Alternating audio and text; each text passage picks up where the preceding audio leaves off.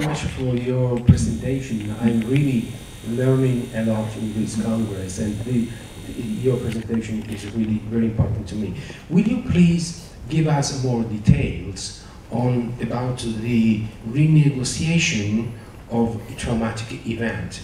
If you have a kind of step-by-step procedure for this renegotiation, please. Bonjour, pardon, je vais juste traduire pour tout le monde. Donc d'abord, merci beaucoup pour votre intervention. J'apprends vraiment beaucoup de choses à l'occasion de ces journées de travail. Et c'est très intéressant ce que vous avez raconté, mais j'aurais aimé que vous donniez un petit peu plus d'informations sur la renégociation des événements traumatiques. Est-ce que vous appliquez un processus par étapes? Donc le principe de la renégociation, c'est de retrouver la réponse motrice différenciée, hein, donc de sortir du figement par la réponse motrice différenciée. Et donc, c'est plus facile peut-être de donner un petit exemple clinique un peu caricatural, mais imaginez une dame d'une quarantaine d'années qui vient voir un thérapeute, hein, parce que par exemple elle a des problèmes sexuels, et puis elle réévoque une histoire d'un abus sexuel, par exemple par un grand-père, hein, pour faire les choses un peu caricaturalement. Si vous lui demandez de se remémorer l'événement, vous allez la figer de nouveau, vous allez la retraumatiser. Donc vous allez utiliser deux moyens principaux qui sont ce qu'on appelle la titration et la ressource. Donc la titration, c'est que vous allez couper l'événement en suffisamment petits morceaux pour que sur chaque partie de l'événement, une réponse motrice différenciée soit possible. Un exemple classique, vous allez dire à la dame adulte, quand vous revoyez cet événement, quel est le premier moment où vous vous sentiez en danger? Donc c'est une manière de prendre un petit morceau de l'événement. La personne va dire par exemple, je me sentais en danger quand mes parents me confiaient en babysitting à mon grand-père et que je les voyais partir.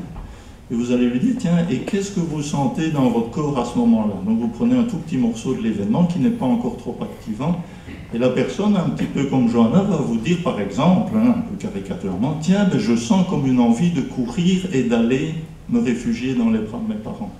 Et donc vous avez là une réponse de fuite différenciée. Et puis vous allez lui dire, tiens, mais on continue le scénario par exemple, hein, et ensuite, hein, qu'est-ce qui s'est passé? Ah, l'événement suivant, c'est que je les voyais partir et je voyais mon grand-père monter l'escalier. Je me rappelle de ça. Donc on ne va jamais lui demander de se remettre dans la situation. Ce n'est pas une thérapie régressive. On va lui dire, d'ici et maintenant, dans la situation où vous êtes, quand vous voyez cette scène, qu'est-ce que vous sentez dans votre corps? Elle va dire, ben, je m'immobilise. Hein. Un enfant ne sait rien faire. Et on va ajouter ce qu'on appelle des ressources. C'est-à-dire qu'on va ajouter dans la situation des éléments qui n'y étaient pas. Et on va dire, si tout était possible dans l'univers, qui est-ce que vous auriez aimé qu'il soit là à ce moment-là? Elle va dire, par exemple, ah, bah, si mon grand frère avait été là, ça ne se serait pas passé comme ça. Et on va lui dire, quand vous voyez cette scène où vous imaginez que votre grand frère est là, qu'est-ce que vous ressentez? Et la personne va dire, par exemple, ah ben si mon grand frère est là, je dis stop à mon grand-père. Et là, vous avez une réponse de combat. Donc vous avez une réponse différenciée motrice.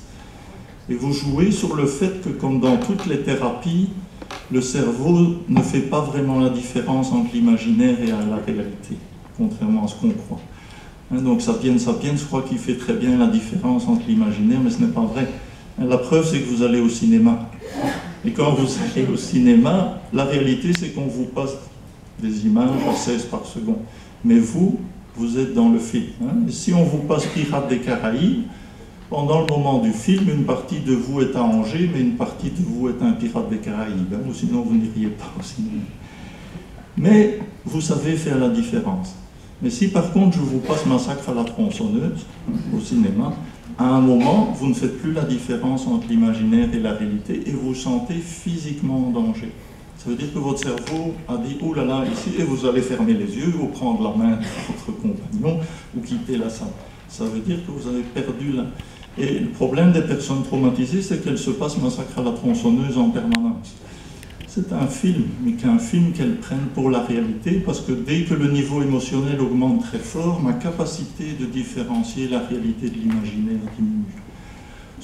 Mais donc il y a ce petit fascicule qui explique ça ou dans les livres, donc vous aurez beaucoup plus d'explications là-dessus. Parce que sinon ça demanderait de faire tout un cours sur ce qu'est la somatic experience. Mais ça vous donne déjà les principes. Voilà, merci. Is it okay for you? It's okay, thank you.